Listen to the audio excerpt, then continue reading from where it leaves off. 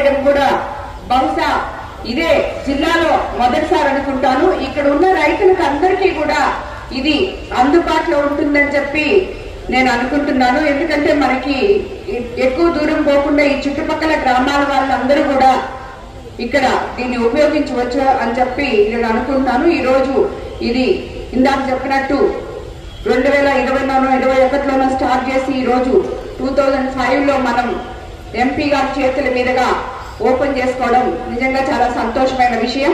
ఇలాంటివి పొడుగుపాడు సొసైటీని ఆదర్శంగా తీసుకొని రాబోయే రోజుల్లో ఇంకా మిగతా సొసైటీలు కూడా ఇదే బాటలో నడవాలని, అందుకు రైతులు, అధికారులు, నాయకులు అందరూ సమన్వయపరుచుకొని ఇలాంటి గొప్ప విషయాల్ని ముందుకు తీసుకుపోవాలని చెప్పి కూడా నేను కోరుకుంటున్నాను. ఈ కార్యక్రమానికి విచ్చేసిన రైతన్నలకు అందరికీ, అదేవిధంగా తెలుగుదేశం నాయకులకి అందరికీ కూడా మరోసారి ధన్యవాదాలు తెలుపుకుంటున్నాను.